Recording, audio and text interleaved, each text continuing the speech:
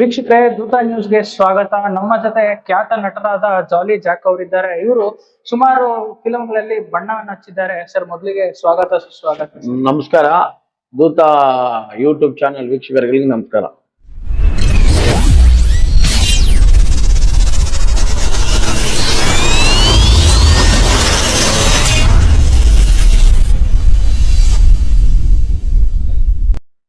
Sir, ಮೊದಲನೇದಾಗಿ ನಿಮ್ಮ ಪರಿಚಯ ಅಂತಂದ್ರೆ ನಿಮ್ಮ ಎಲ್ಲಾರ್ಗೂ ಜಾಲಿ ಜಾಕ್ ಅಂತಾನೆ ನೀವು ಪರಿಚಯ ಭೀಮಾ ಫಿಲಂ ಇಂದ.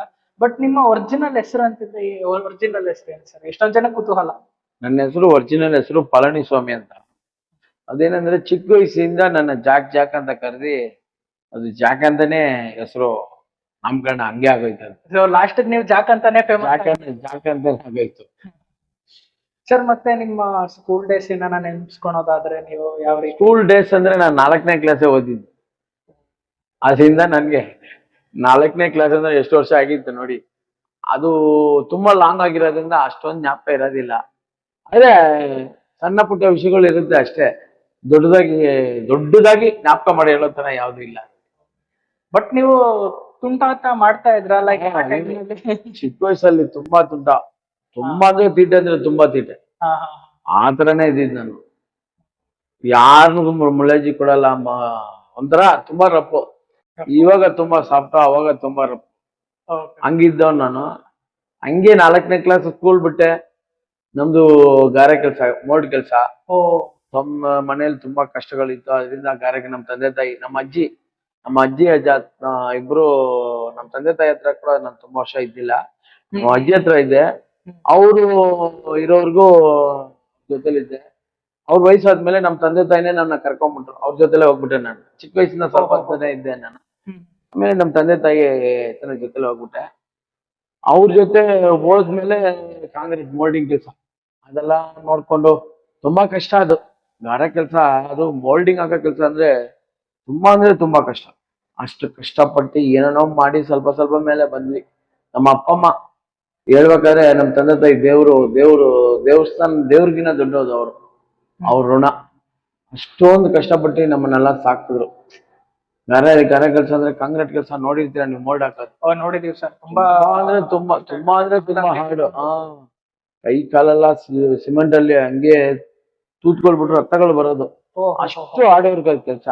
ಯಾವಾಗ ಮಿಷಿನ್ ಬಂತು, ರೆಡಿ ಮಿಕ್ಸ್ ಮಿಷಿನ್, ಅವಾಗಿಂದ ಕಡಿಮೆ ಆಗೈತು. ಆಮೇಲೆ ಅದಕ್ ಮೇಲೆ ನಾನು ಗಾರೆ ಬಿಲ್ಡಿಂಗ್ ಮೇಸ್ತ್ರಿ ಆಗ್ಬಿಟ್ಟೆ. ಬಿಲ್ಡಿಂಗ್ ಕನ್ಸ್ಟ್ರಕ್ಷನ್ ಮೇಸ್ತ್ರಿ ಆಗ್ಬಿಟ್ಟೆ.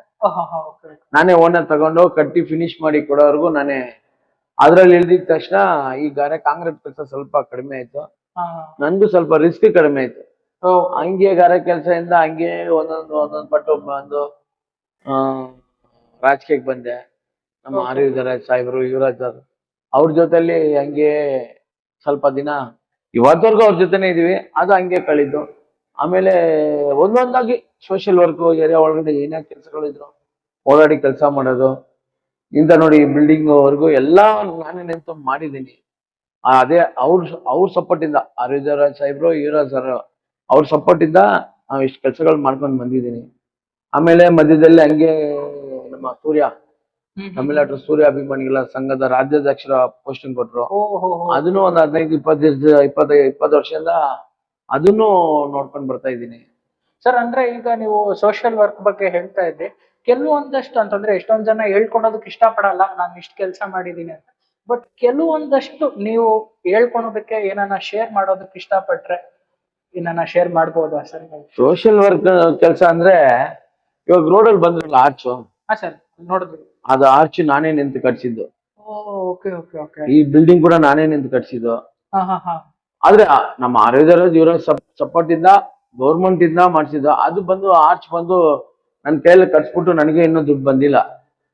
ಇವತ್ತವರೆಗೂ ದುಡ್ಡು ಕ್ಲಿಯರ್ ಆಗಿಲ್ಲ. ಅದು ನನ್ನ ಅದು ನೋಡಿದ್ರೆ ಇವತ್ತಿಗೂ ನನ್ನ ಲೆಕ್ಕನೇ ಅದು. ಹೆಸರು ಪತ್ರ MLA ಹೆಸರು ಹಾಕೊಂಡವ್ರೆ. ಇನ್ನು ನನ್ಗೆ ದುಡ್ಡು ಬಂದ್ ಸರಿಲ್ಲ. 30 ಲಕ್ಷ ಬರ್ಬೇಕು. ಅಷ್ಟೆಲ್ಲ ನಮ್ ದುಡ್ಡು ಹಾಕ್ಬಿಟ್ಟು ಅವ್ರ ಹೆಸರು ಹಾಕೊಂಡವ್ರೆ. ನಾವೇನು ಕೇಳಂಗಿಲ್ಲ. ಅವರು ರಾಜಕೀಯದಲ್ಲಿ ಇವಾಗ ದೊಡ್ಡ ವ್ಯಕ್ತಿಗಳು, ಅವ್ರ ಹತ್ರ ಹೋಗಿ ಮಾತಾಡಿ ಪ್ರಾಬ್ಲಮ್ ಮಾಡ್ಕೊಳಕ್ ನಾನ್ ಸಿದ್ಧ ಇಲ್ಲ. ಸರಿ, ನಮ್ಮ ಆರ್ಯುಧರ ಸಾಹೇಬ್ರು ಮಾಡೋಣ, ಏನೋ ಒಂದು ಟೈಮ್ ಬಂದ್ರೆ ಅದ್ ಮಾಡ್ಸೋಣ ಅಂತ ಹೇಳವ್ರೆ. ಅವ್ರ ಮೇಲೆ ನಂಬಿಕೆ ಇಟ್ಟು ನಾನಿದ್ದೀನಿ. ಈ ಯಾವುದೇ ಒಂದು ಸಂಧಿಗಳಲ್ಲಿ ನೀರಿಲ್ಲ, ಲೈಟ್ ಇಲ್ಲ, ರೋಡ್ಗಳು ಡ್ಯಾಮೇಜು, ಅದು ಇದು ಯಾವುದೇ ಇದ್ರು ನೋಡಿ. ಆ ಟಿವಿ ಕೂಡ, ಈ ಟಿವಿ ಹೊಡೆದೋಯ್ತು, ಹ್ಮ್ 2 ಲಕ್ಷ ರೂಪಾಯಿ ಸೋನಿದು ಹ್ಮ್ ಹೊಡೆದೋಯ್ತು. 1 ಲಕ್ಷ ರೂಪಾಯಿ ಕೊಟ್ಟು ತಿರ್ಗಾ ಅದೊಂದು ಟಿವಿ ಹಾಕ್ಸಿದೆ. ವೈಫೈ ಹಾಕ್ಸಿದೀನಿ ಹುಡುಗರಿಗೆ, ಓ ಇಲ್ಲಿ ಟ್ಯೂಷನ್ ತರ. ಟ್ಯೂಷನ್ ತರ ನೋಡಿ. ಅದು ಯಾರಿಗೆ ಏನ್ ಮೇಲೆ ಡ್ಯಾನ್ಸ್ ಕ್ಲಾಸ್ ಮಾಡ್ಕೊಟ್ಟಿದೀನಿ. Okay okay sir. ಎಲ್ಲ ಅವರು ಸಪೋರ್ಟ್ ಇಂದಾನೆ ಮಾಡೋದು, ನನ್ನಿಂದ ಏನಿಲ್ಲ, ಅದೇ ನಾನೇ ಮಾಡೋದು. ಸರ್ ಮತ್ತೆ ನೀವು ಬಹಳ ವರ್ಷಗಳಿಂದ ನೀವು ಹೇಳ್ಕೊಂಡಿದ್ದೀರಾ ನಿಮ್ ಜನಗಳ ಮಧ್ಯೆ ನಿಮ್ಗೆ ಹೇಳೋದಕ್ಕೆ ಇಷ್ಟ ಅಂತ. ನಿಮ್ ಜನಗಳ ಅಂತಂದ್ರೆ ಈ ಏರಿಯಾ ನೀವು ಬಹಳ ವರ್ಷದಿಂದ ನೋಡ್ತಾ ಇದ್ದೀರಾ. ಡೆವಲಪ್ಮೆಂಟ್ ಅನ್ನೋದು ಇನ್ನೂ ಆಗ್ಬೇಕಾ, ಅಥವಾ ಏನೇನ್ ಡೆವಲಪ್ಮೆಂಟ್ ಆಗ್ಬೇಕಿದೆ ಅಂತ ನೀವು ಹೇಳಿದ್ರೆ ಅಟ್ಲೀಸ್ಟ್ ಸರ್ಕಾರ ಏನಾನ ನೋಡ್ತಾ ಇದ್ರೆ ಬಹುಶಃ ಯಾರನ್ನ ಜನಗಳಿಗೆ ಗೊತ್ತಾಗುತ್ತೆ. ಇದು ಏನಂದ್ರೆ ಫಸ್ಟ್ ತಗಡು ಮನೆ ಇತ್ತು ನಮ್ಮಲ್ಲಿ. ತಗಡು ಮನೆ ಇರುತ್ತೆ ಗೊತ್ತಾ? ಅದೇ ಶೀಟ್ ಮನೆನಾ ಸರ್? ತಗಡು ಶೀಟ್ ಕೂಡ ಇಲ್ಲ, ಬರೇ ಇದು ತಗಡು ಹಾಕಿರ್ತಾರೆ. ಹಿಂಗ್ ಒಳಗಡೆ ಬಗ್ಗಿ ಹೋಗ್ಬೇಕು, ಹಂಗ ಆ ತರ ಶೀಟ್ ಮನೆ ಅದು. ಅಂತಂದ್ರೆ ಇವಾಗ ತುಂಬಾ ಡೆವಲಪ್ ಮಾಡಿದ್ದೀರಾ. ಕೇಳಿ, ಆ ತರ ಮನೆ ಇತ್ತು. ಆ ತರ ಮನೆಯಿಂದ ಹೆಂಚ್ ಮನೆ ಬಂತು, ಹೆಂಚಿಂದ ಶೀಟಿಗೆ ಬಂದ್ರು, ಶೀಟಿಂದ ಇವಾಗ ಮೋಲ್ಡ್ ಲೆವೆಲ್, ಮೋಲ್ಡ್ ಎಲ್ಲಾ ಮೋಲ್ಡಿಂಗ್ ಹಾಕೊಂಡವ್ರೆ. ಕೆಲವೊಂದು ಮನೆಗಳು ಮಾತ್ರ ಇನ್ನು ಹಂಗೆ ಇದೆ, ಮಿಕ್ಕಿದ ಮನೆ ಎಲ್ಲ ಮೋಲ್ಡ್ ಆಗಿದೆ. ನೋಡಿ ಈ ಕಡೆ ಕ್ವಾರ್ಟರ್ಸ್ ಇದೆ, ಆ ಕ್ವಾರ್ಟರ್ಸ್ ಬೀಳೋ ಪರಿಸ್ಥಿತಿಯಲ್ಲಿ ಇದೆ. ಎಮ್ ಎಲ್ ಆದವ್ರಿಗೆ ಏನೋ ಅಂತ ಬಂದು ಕೇಳೋದಿಲ್ಲ. ಏನಾದ್ರು ಬಿದ್ದು ಏನಾದ್ರು ಅನಾಹುತ ಆದ್ರೆ ಅವಾಗ ಸುಮ್ನೆ ಬಂದು ಮೊಸಳೆ ಕಣ್ಣೀರ್ ಹಾಕೋದು, ಡ್ರಾಮಾ ಮಾಡೋದು, ಇದೆಲ್ಲ ಮಾಡ್ತಾರೆ. ಇವಾಗ ಸದ್ಯಕ್ಕೆ ನಮ್ಮ ಹರಿದರಾಜ್ ಎಮ್ ಎಲ್ ಎ ಇದ್ದಿದ್ರೆ, ಅವ್ರ ಸಾಹೇಬ್ರ ಎಮ್ ಎಲ್ ಎ ಆಗಿದ್ರೆ ಅದು ಯಾವಾಗ್ಲೂ ಕಟ್ಟಿ ಮುಗಿಸಾಗಿರೋದು. ಬಹಳ ಹೋರಾಡಿದ್ದಾರೆ ಆರ್ ವಿ ದೇವರಾಜ್ ಸಾಹೇಬ್ರು, ತುಂಬಾ ಹೋರಾಟ ಮಾಡಿದ್ರು. ಪ್ರಭಾವಿ ನಾಯಕರು ಅವ್ರು ಒಂದ್ವೇಳೆ ಎಮ್ ಎಲ್ ಎ ಇದ್ದಿದ್ರೆ, ಪ್ರೆಸೆಂಟ್ ಎಮ್ ಎಲ್ ಎ ಇದ್ದಿದ್ರೆ ಆ ಕೆಲಸ ಎಲ್ಲ ಆಗ್ಬಿಟ್ಟಿರೋದು. ಇವ್ರು ಏನು ಎಲೆಕ್ಷನ್ ಮಾತ್ರ ಬರ್ತಾರೆ ಸ್ಲಮ್ ಒಳಗಡೆ, ಓಟ್ ಇಸ್ಕೊಂಡ್ರೆ ತಿರ್ಗಾ ಮಾನ್ಯ ತಿಂಗಳೇ ಬರದ್ ಬಿಟ್ಬಿಡ್ತಾರೆ. 3ನೇ ಸಲ 2ನೇ ಸಲ ಗೆದ್ದಿದ್ದಾರೆ. 3ನೇ ಸಲ ಅವ್ರು ಕಂಟೆಸ್ಟ್ ಮಾಡಿದ್ದು, 1 ಸಲ ಸೋತ್ರು, 2 ಸಲ ಗೆದ್ದವ್ರೆ. ಈ 3 ಸಲಲ್ಲಿ ಸುಮಾರು ಒಂದು 3 ಸಲ ಒಳಗಡೆ 4 ಸಲ ಒಳಗಡೆ ಬಂದಿದ್ರೆ ದೊಡ್ಡ ವಿಷಯ ಸರ್. ಅದೇನಂದ್ರೆ ಒಂದ್ ಎಮ್ ಎಲ್ ಎ ಆದವರು ಜನಪ್ರತಿನಿಧಿ, ಆಯಪ್ಪ ಬಂದು ಏನ್ ಕಷ್ಟ ಸುಖ ಸ್ತಂಭಲ್ಲಿ ಇದ್ದಾರೆ, ನನ್ನ ನಂಬಿ ಓಟ್ ಹಾಕಿದ್ದಾರೆ. ಆ ಓಟ್ ಹಾಕಿದ್ರು ಬಿಟ್ರು, ನೀವು ಅವ್ರನ್ನ ಬಂದು ನೋಡ್ಬೇಕು, ಅವ್ರ ಕಷ್ಟ ಸುಖಗಳನ್ನ ಕೇಳ್ಬೇಕು. ನೀವು ದೊಡ್ಡ ದೊಡ್ಡ ಅಫಿಷಿಯಲ್ ಏರಿಯಾಗಳನ್ನ ಬಿಟ್ಬಿಡಿ, ಅವ್ರು ಯಾವಾಗ್ಲೂ ಸುಖವಾಗೇ ಇರ್ತಾರೆ. ನಮ್ಮಂತ ಸ್ಲಮ್ ಅಲ್ಲಿ ಬಂದ್ ನೋಡಿ, ಕಷ್ಟ ಸುಖ ಏನಂತ ಗೊತ್ತಾಗತ್ತೆ. ಅಂದ್ರೆ ಗೆದ್ಮೇಲಿಂದ ಬರೋದೇ ಇಲ್ಲ, ಬಂದಿಲ್ಲ, ಬರೋದೇ ಇಲ್ಲ. 2ನೇ ಟರ್ಮ್ ಹಳೆ ಟರ್ಮ್ ಹಂಗೆ ಇತ್ತು. ಅವಾಗ್ಲೂ ಹಂಗೆ ಇತ್ತು, ಇವಾಗ್ಲೂ ಹಂಗೆ ಇದೆ. ಬರೋದೇ ಇಲ್ಲ. ಬಂದು ಜನಗಳು ನೋಡ್ಬೇಕು, ಜನಗಳ ಕೊರತೆ ಕೇಳ್ಬೇಕು. ಜನ ಸ್ಲಮ್ ಅಲ್ಲಿ ಇರೋರು ಪಾಪ ಯಾವ ತರ ಕಷ್ಟ ಪಡ್ತಾರೆ ಏನು, ಅದೆಲ್ಲ ಯಾವ್ದು ಕಾಲೇಜೇ ಇಲ್ಲ, ಅದೆಲ್ಲ ಯೋಚನೆ ಇಲ್ಲ ಅವ್ರಿಗೆ. ಅವ್ರೇನು ಸಂಪಾದನೆ ಮಾಡ್ಬೇಕು, ದುಡ್ಡು ಮಾಡ್ಬೇಕು, ಅಷ್ಟೆಲ್ಲೇ ಇದ್ದಾರೆ. ಹಿಂಗೆಲ್ಲ ಇದ್ರೆ ತಿರ್ಗಾ ಇನ್ನೊಂದ್ಸಲಿ ಒಳಗಡೆ ಬರಕ್ಕಾಗತ್ತ? ಜನ ಬಿಡ್ತಾರ? ಆತರ ಬೇಕಾ? ಆತರ ಉಗಿಸ್ಕೋಬೇಕಾ? ಶಾಸಕರಾದವ್ರು ನೀವು ಉಗಿಸ್ಕೋಬೇಕು. ಬನ್ನಿ, ನಿಮ್ ಜನ ನಿಮ್ಗೆ ಓಟ್ ಹಾಕಿದ್ರು ಹಾಕ್ತಿದ್ದ ಹೋದ್ರೆ ಕೂಡ, ನೀವು ಆಯ್ಕೆ ಆದ್ಮೇಲೆ, ಶಾಸಕರಾದ ಆಯ್ಕೆ ಆದ್ಮೇಲೆ ನಿಮ್ ಜನ ನಿಮ್ ಮಕ್ಕಳ ತರ ಅವ್ರು. ನೋಡಿ ಅವ್ರಿಗೆ ಏನನ್ನ ಹೆಲ್ಪ್ ಮಾಡ್ಬೇಕು, ಏನನ್ನ ನಿಮ್ ಕೈಯಿಂದ ಏನನ್ನ ಸಹಾಯ, ನಿಮ್ ಕೈಯಿಂದ ಆಗ್ಬೇಡಿ, ಗೌರ್ಮೆಂಟ್ ಇಂದ ಕೇಳಿ ಏನೇನ್ ಬೇಕೋ ಮಾಡ್ಕೊಡಿ. ಈ ಕೋಟ್ರಸ್ ನಾಳೆ ಬಿದ್ದು ಅನಾಹುತ ಆಗಿ ಯಾರಿಗೋ ಏನೋ ಆಯ್ತು, ಯಾರು ಹೊಣೆ? ಎಮ್ ಎಲ್ ಎ ಆದವ್ರು ನೀರ್ತಾನೆ. ಒಳಗಡೆ ಬಂದ್ರೆ ಜನ ಬಿಡ್ತಾರೆ ನಿಮ್ಮನ್ನ? ಯಾಕೆ ಬೇಕಾದು? ನೀವು ಬನ್ನಿ, ಜನರ ಸಮಸ್ಯೆ ಕೇಳಿ, ಜನರ ಕೊರತೆ ತೀರ್ಸಿ, ನಿಮ್ಗೂ ನಾಳೆ ಜನ ಓಟ್ ಹಾಕ್ತಾರೆ. ನೀವು ಇದೇ ತರ ಮಾಡಿದ್ರೆ ನಾಳೆ ಇನ್ನೊಂದ್ಸಲ ಸೇರ್ತಾರ ಒಳಗಡೆ ಜನ. ಜನ ಅಂದ್ರೆ ಜನ ಕಷ್ಟ ಏನಂದ್ರೆ, ಜನರ ಕೊರತೆ ಏನಂದ್ರೆ ಎಲ್ಲ ಅದನ್ನ ನೋಡಿ ಮಾಡೋರೆ ಎಮ್ ಎಲ್ ಎ. ಅದಕ್ಕೆ ಕರೆಕ್ಟ್ ಆದ ಎಮ್ ಎಲ್ ಎ ನಮ್ಮ ಆರಿದರಾಜ್. ಅವ್ರು ಇದ್ದಿದ್ದ ಎಷ್ಟ್ time M L A period ಆಗಿದ್ರು, ಶಾಸಕರಾಗಿದ್ರು, ಆ ಟೈಮ್ ಎಲ್ಲ ಜನರಿಗೆ ಯಾವುದೇ ಕಷ್ಟ ಇಲ್ಲ ಸರ್. ಮತ್ತೆ ಅವರ ಮಗ ಅವರು ಕೂಡ, ಯುವರಾಜ್ ಅವರು ಕೂಡ ಈಗ ಸ್ವಲ್ಪ ಹೋರಾಟ ಮಾಡ್ತಾ ಇಲ್ಲ. ಕೌನ್ಸಿಲರ್ ಆಗಿದ್ರು ಅವರು, 5 ವರ್ಷ ಕೌನ್ಸಿಲರ್. ಅವರು ಸುಮಾರು ಕೆಲಸಗಳು ಮಾಡಿದ್ರು. ಅವರ ಒಂದು ಲೀಡರ್ಶಿಪ್ ಹೇಗಿದೆ ಸರ್? ನೀವು ಹತ್ರದಿಂದ ನೋಡಿದೀರಾ ಇಬ್ಬರನ್ನು, ಸೊ ಅವ್ರ ಲೀಡರ್ಶಿಪ್ ಹೇಗಿದೆ ಅಂತ? ಸಿಂಹದ ಕುಟ್ಟಿದ ಮಗು ಸಿಂಹ ತರ ಅಂತಾನೆ ಇದೆ. ಸೇಮ್ ತಂದೆ ಅವ್ರ ಹೋಲಿಕೆ ಅದೇ. ಅವ್ರು ಹಂಗೆ, ಅವ್ರ ಕಾಪಿ ಜೆರಾಕ್ಸ್. ಅವರು ಏನೇ ಒಳ್ಳೇದು ಕೆಟ್ಟದ್ದು ಏನೇ ಇದ್ರು ಬಂದು ಭಾಗವಹಿಸ್ತಾರೆ. ಎಲ್ಲದಕ್ಕೂ ನಮ್ ಜೊತೆಲಿ ಇದ್ದು ನಮಗೂ ಸಹಕಾರ ಮಾಡಿ ಏನೇನ್ ಬೇಕೋ ಎಲ್ಲ ಹೆಲ್ಪ್ ಮಾಡ್ತಾರೆ. ಅವರಿಂದ ಕೂಡ ಎಲ್ಲ ಒಳ್ಳೆ ಕೆಲಸಗಳಾಗಿದೆ. 5 ವರ್ಷ ಅವ್ರು ಕೌನ್ಸಿಲರ್ ಆಗಿದ್ದ ಪೀರಿಯಡ್ ಅಲ್ಲಿ ಏನೇನ್ ಕೆಲಸ ಬೇಕೋ ಎಲ್ಲ ಮಾಡ್ಕೊಟ್ಟವ್ರೆ. ಸುಮಾರು ಬೋರ್ವೆಲ್ಗಳು ಹಾಕಿದ್ದಾರೆ, ಸುಮಾರು ಕೊಳೈಗಳು ಹಾಕವ್ರೆ, ಲೈಟ್ಗಳು ಹಾಕವ್ರೆ, ರೋಡ್ಗಳು ಹಾಕವ್ರೆ, ಸುಮಾರು ಕೆಲಸಗಳು ಮಾಡವ್ರೆ. ಸರ್, ಈಗ ನಿಮ್ಗೆ ಪೊಲಿಟಿಕ್ಸ್ ಮೇಲೆ ಒಲವು ಜಾಸ್ತಿ ಇರೋದ್ರಿಂದ ನೆಕ್ಸ್ಟ್ ಏನಾನ ಪೊಲಿಟಿಕ್ಸ್ ಗೆ ಕಂಟೆಸ್ಟ್ ಮಾಡ್ತೀರಾ ಅನ್ನೋಂಥದ್ದು? ಕೌನ್ಸಿಲರ್ ನಾನು ಕೌನ್ಸಿಲರ್ ಆಗಿದ್ರೆ ಒಂದು 15 ವರ್ಷಕ್ಕೆ ಮುಂಚೆನೆ ಆಗಿರ್ಬೇಕು. ಹಾ. ಮಿಸ್ ಆಯ್ತು. ಜಸ್ಟ್ ಇವಾಗ ಕೂಡ ಕೌನ್ಸಿಲರ್ ಸೀಟ್ ಕೇಳಿ ನಮ್ ಸಾಹೇಬ್ರ ಹತ್ರ ಸೀಟ್ ಕೇಳಿದೆ. ಅವರು ನೆಕ್ಸ್ಟ್ ಟೈಮ್ ನೋಡೋಣ ಇರೋ ಅಂತ ಹೇಳಿದಕ್ಕೆ ಒಂದ್ ಸಣ್ಣ ಮನ್ಸ್ತಾವ ಆಯ್ತು. ತಿರ್ಗಾ ಸರಿ ಆಯ್ತು ಅದು. ಅವ್ರು ಯಾವಾಗ ಮನ್ಸು ಮಾಡಿ ನಮ್ಗೆ ಕೊಡ್ತಾರೋ ಅವಾಗ ನಾನು ಕೌನ್ಸಿಲರ್. ಅಂದ್ರೆ ಆದ್ರೂ ನೀವು ಜನಗಳ ಸೇವೆ ಅನ್ನೋದನ್ನ ನಿಲ್ಸಲ್ಲ, ಮಾಡ್ತಾನೆ ಇರ್ತೀವಿ. ಡೈಲಿ ನಾವ್ ಏನಾದ್ರು ಒಂದು ನಮ್ಗೆ ಡೈಲಿ ಜನರಿಗೆ ಏನಾದ್ರು ಒಂದು ಕೆಲಸ ಮಾಡಿದ್ರೆ ನಿದ್ರೆ ಬರೋದು. ಇವ್ರದ್ದು ಸ್ಪೆಷಲ್ ಏನಂದ್ರೆ, ಯಾರು ಅನಾಥ ಮಕ್ಕಳು ಏನು ಇಲ್ದೆ, ಮಗುವಿಗೆ ಯಾರು ಬ್ಯಾಕ್ ಗ್ರೌಂಡ್ ಇಲ್ಲ, ಅಪ್ಪ ಇಲ್ಲ, ಅಮ್ಮ ಇಲ್ಲ, ಏನು ಸಪೋರ್ಟ್ ಇಲ್ಲ, ಅವನು ಒಳ್ಳೆ ಚೆನ್ನಾಗಿ ಓದ್ತಾನೆ ಅನ್ನೋ ಒಂದು ಕರೆಕ್ಟ್ ಆಗಿ ನಮ್ಗೆ ರಿಪೋರ್ಟ್ ಸಿಕ್ಕಿದ್ರೆ, ಅಗರಂ ಫೌಂಡೇಶನ್ ಅಂತ ಒಂದಿದೆ, ಅವ್ರ ಕಡೆಯಿಂದ ಮಕ್ಕಳು ಅವ್ರು ಎಷ್ಟು ಓದ್ತಾರೆ ಅವರೇ ಓದ್ತಾರೆ. ಡಾಕ್ಟರ್ ಓದ್ರು ಸರಿ, MBBS ಓದಿ, ಯಾವ ಮಕ್ಕಳು ಯಾವ್ದು ಓದಕ್ಕೆ ಇಷ್ಟಪಡ್ತಾರೆ ಫುಲ್ಲು ಓದೋದ್ ಖರ್ಚು ಏನಿದೆ ಎಲ್ಲ ಅವರೇ ಮಾಡ್ತಾರೆ. ಒಂದ್ಸಲಿ ಇದಕ್ ಮುಂಚೆ ಉತ್ತರ ಕರ್ನಾಟಕ ಸೈಡ್ ಮಳೆ ಬಂದು ಎಲ್ಲ ಏನೇನೋ ಡ್ಯಾಮೇಜ್ಗಳಾಗಿತ್ತು. ಅದಕ್ಕೆ 10 ಲಕ್ಷ ರೂಪಾಯಿ ಕೊಟ್ರು. ನಾವೇ ಗಾಡಿಗಳು ಮಾಡ್ಕೊಂಡು ಏನೇನ್ ಬೇಕು ರೇಷನ್ ಐಟಮ್ ಎಲ್ಲ ಎತ್ಕೊಂಡು ಹೋಗಿ ಎಲ್ಲ ಕಡೆ ನಾವೇ ಹಂಚ್ಬಿಟ್ಟು ಮನೆಗೆ ಬೇಕಾಗಿರೋ ಎಲ್ಲಾ ವಸ್ತುಗಳು ಒಂದೊಂದು ಪ್ಯಾಕೆಟ್ ಮಾಡಿ ಎತ್ಕೊಂಡೋಗಿ ನಮ್ಮ ಸೂರ್ಯ ಅಭಿಮಾನಿಗಳ ಸಂಘದ ಪರವಾಗಿ, ಕರ್ನಾಟಕ ಸೂರ್ಯ ಅಭಿಮಾನಿಗಳ ಸಂಘ ಇದನ್ನೆಲ್ಲ ಹಂಚ್ಬಿಟ್ಟು ಬಂದ್ವಿ. ಅವ್ರ ಕಡೆಯಿಂದ ಕೂಡ ಒಳ್ಳೆ ಕಾರ್ಯಕ್ರಮ ನಡೆದಿದೆ. ಸರ್, ಅಂದ್ರೆ ನೀವು ಸೂರ್ಯ ಸರ್ನ ಯಾವಾಗ ಭೇಟಿ ಆಗಿರೋದಿದ್ಯಾ? ಇಲ್ಲಿ ಬಂದ್ರೆ, ಬ್ಯಾಂಗ್ಳೂರ್ ಬಂದ್ರೆ ನಮ್ನ ಮೀಟ್ ಮಾಡ್ಲೇಬೇಕು. ಇವಾಗ ಕೂಡ ಗಂಗು ಪಿಕ್ಚರ್ ಪ್ರಮೋಷನ್ ಬಂದಿದ್ರು. ನಾನೇ ಜೊತೆಲಿದ್ದೆ. ಮೇಲೆ ಸ್ಟೇಜ್ ಮೇಲೆ ಹೋಗುವಾಗ ಜನ ಕೂಡ ಎಲ್ಲರೂ ಜಾಲಿ ಅಂತ ಕಿರ್ಚ್ಬಿಟ್ರು. ನನ್ನ ಕೇಳಿದ್ರಿ ಜಾಲಿ ಅಂದ್ರೆ ಏನಂತ. ನಾನು ಈ ತರ ಒಂದು ಕ್ಯಾರೆಕ್ಟರ್ ಮಾಡಿದೆ ಸರ್, ಆ ಕ್ಯಾರೆಕ್ಟರ್ ಅಲ್ಲಿ ನಾನು ಜಾಲಿ ಅಂತೀನಿ. ಅದು ಇಲ್ಲಿ ಕರ್ನಾಟಕದಲ್ಲಿ ಫುಲ್ಲು ಆಲ್ ಓವರ್ ಕರ್ನಾಟಕ ಅದು ಹಚ್ಕೊಬಿಟ್ಟಿದೆ, ಬೆಂಕಿ ತರ ಹತ್ಕೊಂಡ್ಬಿಟ್ಟಿದೆ ಅದು. ನಾನು ಎಲ್ಲೇ ಹೋದ್ರು ಜಾಲಿ ಅಂತ ಇರುತ್ತೆ. ಹಂಗಿದಕ್ಕೆ ಅವರು ಓಕೆ ಸೂಪರ್ ಚೆನ್ನಾಗಿದ್ದಪ್ಪ, ಖುಷಿ ಆಯ್ತು ಅಂದ್ರು. ಅವ್ರದೇ ಒಂದು ಗುಣ, ಅವ್ರದೇ ಒಂಥರ ನಮ್ಮನ್ನ ಕರೆದಿ ಮಾತಾಡಿ, ಸರ್ ಅವ್ರದ್ದು ಫೋಟೋ ಶೂಟ್ ಇಕ್ತಾರೆ. ಫೋಟೋ ಶೂಟ್ ಇಕ್ಕಿದ್ರೆ 5 ಸ್ಟಾರ್ ಹೋಟ್ಲೆ ಬುಕ್ ಮಾಡೋದು. 5 ಸ್ಟಾರ್ ಹೋಟ್ಲ್ ಬುಕ್ ಮಾಡಿ, ಹಾಲ್ ಬುಕ್ ಮಾಡಿ, ಹಾಲಲ್ಲಿ ಕುಳಿಸಿ ಒಂದು 15-20 ನಿಮಿಷ ಬಂದಿರೋರ್ಗೆಲ್ಲರಿಗೂ ಬುದ್ಧಿ ಹೇಳಿ, ಹಿಂಗಿರ್ಬೇಕು ಹಂಗಿರ್ಬೇಕು, ತಂದೆ ತಾಯಿ ನೋಡ್ಕೋಬೇಕು, ಮಕ್ಕಳನ್ನ ನೋಡ್ಕೋಬೇಕು, ಅಣ್ಣ ತಮ್ಮನ್ನ ನೋಡ್ಕೋಬೇಕು, ಫ್ಯಾಮಿಲಿಯಲ್ಲಿ ಎಲ್ಲಾರನ್ನೂ ಅನುಸರಿಸ್ಕೊಂಡು ಹೋಗ್ಬೇಕು, ಎಲ್ಲ ನಿಮ್ ಫ್ಯಾಮಿಲಿನ ಹುಷಾರಾಗಿ ನೋಡ್ಕೋಬೇಕು, ಕೆಲ್ಸಕ್ಕೆ ಹೋಗ್ಬೇಕು, ಏನೇನಿದೆ ಎಲ್ಲಾ ಬುದ್ಧಿವಾದ ಹೇಳಿ ಎಲ್ಲ ಆದ್ಮೇಲೆ ಅವ್ರಿಗೆ ನಾನ್ ವೆಜ್, ಮಟನ್, ಚಿಕನ್ ಹೊಟ್ಟೆ ತುಂಬಾ ಊಟ ತಿನ್ಸಿ ಸಂತೋಷ ಕಳ್ಸ್ಕೊಡ್ತಾರೆ. ಆ ತರ ಒಂದು ವ್ಯಕ್ತಿ ಅವರು. ಹೀರೋಗಳಲ್ಲಿ ಅವರು ಒಂದು ಡಿಫ್ರೆಂಟ್, ಸೂಪರ್. ಮತ್ತೆ ಸರ್, ಈಗ ನೀವು ಸುಮಾರು ಕ್ಯಾರೆಕ್ಟರ್ಸ್ ಮಾಡಿದೀರಾ. ಒಂದ್ರಲ್ಲಿ ಸೀರಿಯಸ್ ಆಗಿ ಕೂಡ ಮಾಡಿದೀರಾ, ಟಗ್ರುನಲ್ಲಿ ಮತ್ತೆ ಸಲಗಾನಲ್ಲೆಲ್ಲ ಸ್ವಲ್ಪ ಸೀರಿಯಸ್ ಕ್ಯಾರೆಕ್ಟರ್ ತರ ಮಾಡಿದ್ರಿ.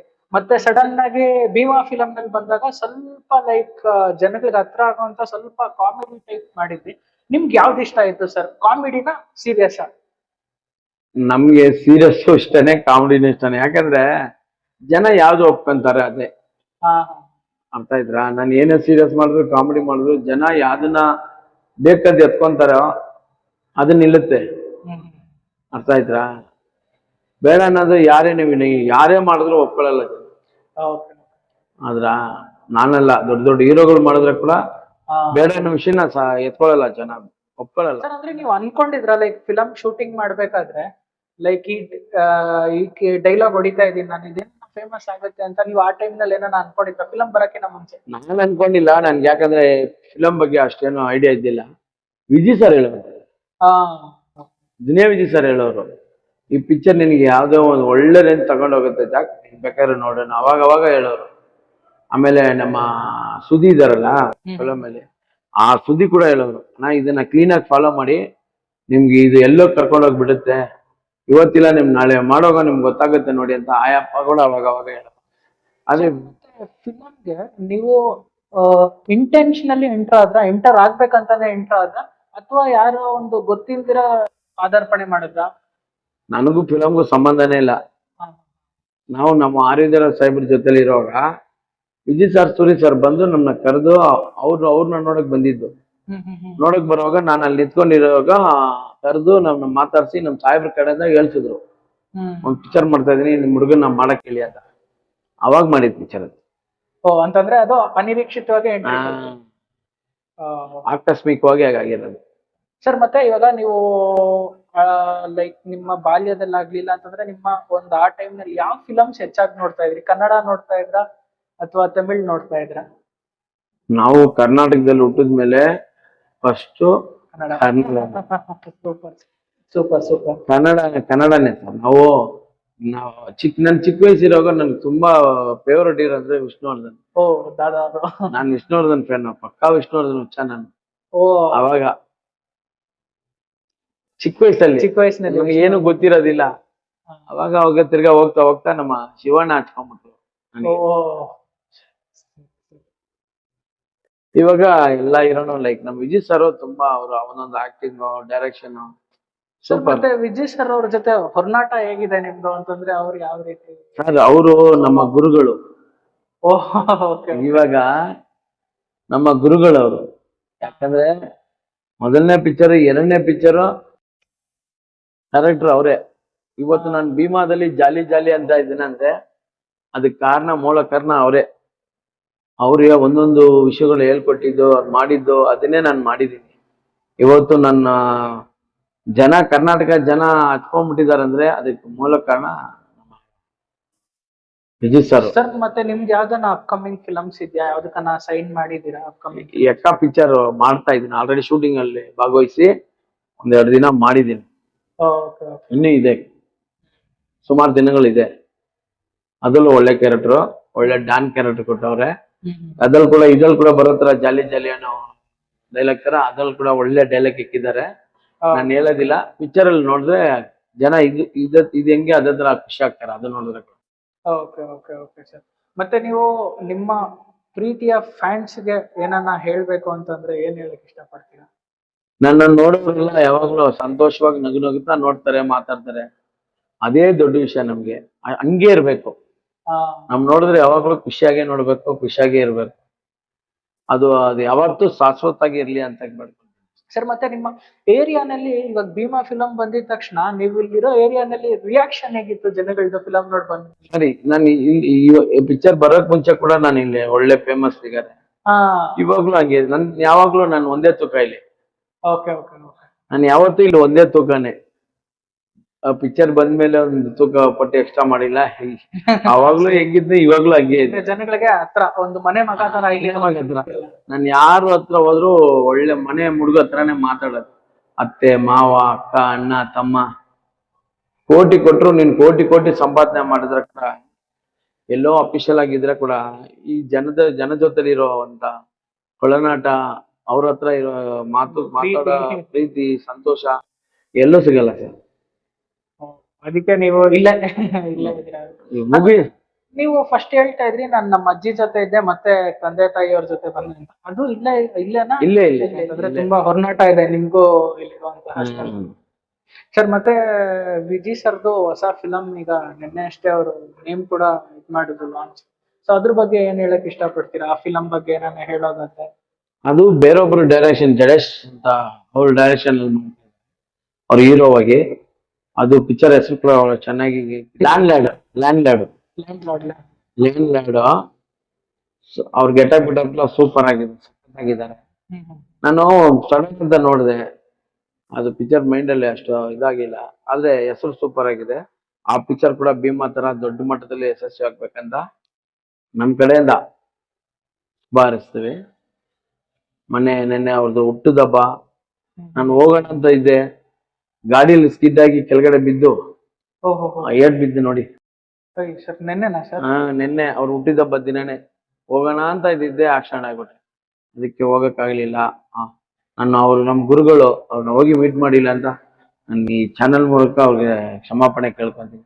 ಸಾರಿ ಸರ್, ನಿಮ್ಮನ್ನ ಬಂದು ಮೀಟ್ ಮಾಡಕ್ ಆಗ್ಲಿಲ್ಲ ಹುಟ್ಟಿದಬ್ಬ ದಿನ. ನನಗೆ ಸ್ವಲ್ಪ ಏನೋ ಚಿಕ್ಕದ ಅನಾಹುತ ಇತ್ತು, ಅದರಿಂದ ನೋಡಕ್ಕಾಗಿಲ್ಲ. Sorry sir. ವಿಜಯ್ ಸರ್ಗೆ ನಾನು ನಾವು ಕಳಿಸ್ತೀವಿ ಸರ್, ಹ್ಯಾಶ್ ಹಾಕ್ತೀವಿ ವಿಜಿ ಸರ್ಗೆ. ಕೇಳ್ಕೊಂಡ್ಬಿಟ್ಟಿದ್ದೀನಿ. ಯಾಕಂದ್ರೆ ಅವ್ರು ನಾನು ನೋಡ್ಲೇಬೇಕು. ಯಾಕಂದ್ರೆ ಇವತ್ತು ನನ್ನ ಬೆಳವಣಿಗೆಗೆ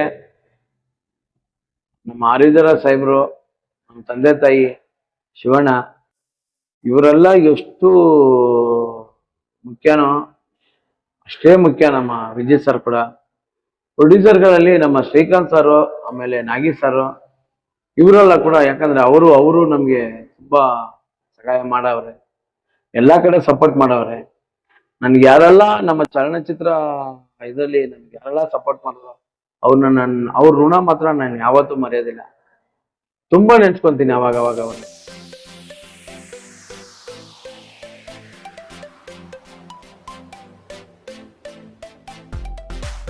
ಸರ್, ಈಗ ಡ್ಯಾನ್ಸ್ ಕ್ಲಾಸ್ ನ ನೀವು ಶುರು ಮಾಡಿದ್ರಿ ಅಂತಂದ್ರೆ ಮಾಡ್ಕೊಟ್ಟಿದ್ದೀರಾ. ಏನಿತ್ತು ಸರ್ ನಿಮ್ಮ ಒಂದು ಇಂಟೆನ್ಷನ್ ಡ್ಯಾನ್ಸ್ ಕ್ಲಾಸ್ ಮಾಡ್ಕೊಟ್ರೆ ಒಳ್ಳೇದು? ನಿಮ್ ಮಕ್ಕಳಿಗೆ ಡ್ಯಾನ್ಸ್ ಮೇಲೆ ಜಾಸ್ತಿ ಹುಚ್ಚು. ಅದರಿಂದ ಅವರು ಕೇಳ್ಕೊಂಡ್ರು ಜಾಗನ ಮೇಲೆ ಡ್ಯಾನ್ಸ್ ಕ್ಲಾಸ್ ಮಾಡ್ಬೋದಲ್ಲ, ಅವ್ರಿಗೋಸ್ಕರ, ನಮ್ಮ ಮಕ್ಕಳಿಗೋಸ್ಕರ ಅವರು ಕಳ್ಬೇಕು ಡ್ಯಾನ್ಸ್. ಎಷ್ಟು ವರ್ಷ ಇವಾಗ ಶುರು ಮಾಡಿ, ಇನ್ನೂ ರೆಡಿ ಆಗ್ತಿದೆ ನೋಡಿ. ಇನ್ನು ಸೈಡು ಈ ವಾಲ್ಗಳಿಗೆಲ್ಲ ವಾಲ್ ಪೇಪರ್ ಎಲ್ಲ ಹಾಕ್ಬೇಕು, ಗ್ಲಾಸ್ ಎಲ್ಲ ಹಾಕಿದ್ವಿ, ಸ್ಪೀಕರ್ ಎಲ್ಲ ತರಿಸಿದ್ವಿ, ಎಲ್ಲ ಬಂದಿದೆ. ಇವಾಗ ವಾಲ್ ಎಲ್ಲ ಇದ್ ಮಾಡಿ ನಮ್ಮ ಯುವರಾಜ್ ಸಾರೇ ಬರ್ತಾ ಇದಾರೆ ಓಪನಿಂಗ್. ಅವ್ರ ಕೈಯಲ್ಲ ಓಪನ್ ಮಾಡೋದಂತ ರೆಡಿ ಮಾಡಿದ್ವಿ. ಒಂದ್ ತಿಂಗ್ 15 ದಿನ ಆಯ್ತು ರೆಡಿಯಾಗಿ ಸ್ಟಾರ್ಟ್ ಮಾಡಿ. ಸೊ ಯಾವಾಗ ಓಪನಿಂಗ್ ಮಾಡ್ಬೋದು? ಬರೋ ಇನ್ನೂ ಒಂದು ವಾರದಲ್ಲಿ ಮಾಡಿ. ಸರ್, ಈಗ ನೀವು ಬೆಂಗಳೂರಿನಲ್ಲಿ ಯಾವ ಜಾಗನ ತುಂಬಾ ಇಷ್ಟ ಪಡ್ತೀರಾ? ಈ ಜಾಗಕ್ಕೆ ಹೋಗ್ಬೇಕು ಅಲ್ಲ, ಫ್ರೀ ಟೈಮ್ ನಲ್ಲಿ ಫಿಲಮ್ ಆಯ್ತು, ಪಾಲಿಟಿಕ್ಸ್ ಆಯ್ತು ಬಿಟ್ರೆ ಫ್ರೀ ಟೈಮ್ ಸ್ಪೆಂಡ್ ಮಾಡೋದಿದ್ರೆ ಎಲ್ಲಿ ಸ್ಪೆಂಡ್ ಮಾಡಕ್ ಇಷ್ಟ ಪಡ್ತೀರಾ? ನನ್ನ ಜಾಗ, ನಮ್ಮ ಅಡ್ಡ, ನನ್ನ ಪ್ರಾಣ ಎಲ್ಲ ನಮ್ಮ ಏರಿಯಾನೇ. ನಮ್ಮ ಏರಿಯಾ ಬಿಟ್ಟರು ನನಗೆ ಬೇರೆ ಯಾವುದು ನಾನು ಅಷ್ಟು ಲೈಕ್ ಮಾಡಲ್ಲ. ನಮ್ಮ ತಂದೆ ತಾಯಿ ಎಷ್ಟು ಲೈಕ್ ಮಾಡ್ತೀನಿ ಆ ಥರ ನಮ್ಮ ಏರಿಯಾನ ಲೈಕ್ ಮಾಡ್ತೀನಿ. ಆದ್ರೆ ಅದಕ್ಕೋಸ್ಕರನೇ ಅವತ್ತಿಂದ ಇವತ್ತವರೆಗೂ ನಾನು ಇಲ್ಲೇ, ಯಾವ ಚಾನೆಲ್ ಅವ್ರು ಕೇಳಿದ್ರೆ ಕೂಡ ನಾನು ಇಲ್ಲೇ ಇರೋದು. ನನ್ನ ಸಾವು ಎರಡು ಇಲ್ಲೇ ಇರ್ಬೇಕಂತ ನನ್ನ ದೊಡ್ಡ, ನೀವು ಕೇಳಿದ್ರಂದ್ರೆ ನನ್ನ ಅಡ್ಡ ಅಂತ ಹೇಳಿದ್ರೆ ಕೂಡ ಇದನ್ನೇ ಹೇಳ್ತೀನಿ. ಮತ್ತೆ ನಿಮ್ಗೆ ತಿನ್ನೋದ್ರಲ್ಲಿ ಏನ್ ಇಷ್ಟ, ಮತ್ತೆ ಯಾವ ಹೋಟೆಲ್ ಏನಾನ ಇಷ್ಟ? ನನಗೆ ನಾನ್ ವೆಜ್ ಅಂತ ತುಂಬಾ ಇಷ್ಟ. ಯಾಕಂದ್ರೆ ನನಗೆ ಬೇರೆ ಅಭ್ಯಾಸಗಳು ಯಾವುದಿಲ್ಲ. ಬೀಡಿ, ಸಿಗರೆಟ್, ಎಣ್ಣೆ, ಅದು ಕಾನ್ಬರಾಗ್, ಅದಿದೆ, ಯಾವ ಕಾಫಿ ಟೀ ಕೂಡ ಮುಟ್ಟಲ್ಲ. ನಂದು ಒಂದೇ ಒಂದು ಆಹಾರ ಪ್ರಿಯ ನನಗೆ. ನಾನ್ ವೆಜ್ಜು ನೀವ್ ಎಷ್ಟು ಕೊಟ್ರು ಬೊಂಬಾಟ ಬ್ಯಾಟಿಂಗ್ ಮಾಡ್ತೀನಿ. ಅಂತಂದ್ರೆ ಯಾವ ಹೋಟ್ಲು ನಿಮ್ಗೆ ನಿಯರ್ ಬೈ ಯಾವ್ದಾನ ಇಷ್ಟ? ಹೋಟ್ಲ್ ಅನ್ನೋದೆಲ್ಲ ಇಲ್ಲ, ನನಗೆ ನಾನ್ ವೆಜ್ ಮುಂದ್ಗಡೆ ಎತ್ಬಿಟ್ರೆ ಸಾಕು. ಯಾವ್ದೇ ಹೋಟ್ಲ್ ಇದ್ರು ಬ್ಯಾಟಿಂಗ್. ನಾನ್ ವೆಜ್ ಅಂತಂದ್ರೆ ಇವಾಗ ನೀವು ವಾರದಲ್ಲಿ ಲೈಕ್ ಮನೆಯಲ್ಲಿ ನಮ್ ಸಾಹೇಬ್ರ ಜೊತೆಲಿ ಹೋಗುವಾಗ ಈ ಶಿವಾಜಿನಗರ ಕಾಲ್ ಸೊಪ್ಪು ಆತರ ಕಡೆ ಕರ್ಕೊಂಡು ಹೋಗೋರು ನಮ್ಮನ್ನ. ಗೋವಿಂದರ ಹೋಟ್ಲ್ ಅಂತ ಇದೆ, ಕಾಟನ್ಪೇಟೆ, ಅಲ್ಲಿ ಕರ್ಕೊಂಡು ಹೋಗ್ತಾರೆ. ಅವ್ರ ಜೊತೆಲಿ ನಾವು ಸುಮಾರು ಹೋಟ್ಲ್ಗಳು ಹೋಗ್ತೀವಿ. ಚಾಕ್ನಾಗೆಲ್ಲ ಹೋಗಲ್ಲ ಅವರು, ಈ ತರ ಹೋಟ್ಲ್ಗಳಲ್ಲಿ ತಿಂತೀವಿ ಅವ್ರ ಜೊತೆಲಿ. ಸ್ಪೆಷಲ್ ಹೋಟ್ಲಲ್ಲಿ ತಿಂದಿದೀವಿ. ನಾನ್ ವೆಜ್ ಪ್ರಿಯ ನಾನು. ನಾನ್ ವೆಜ್ ಅಂದ್ರೆ ತುಂಬಾ ಇಷ್ಟ.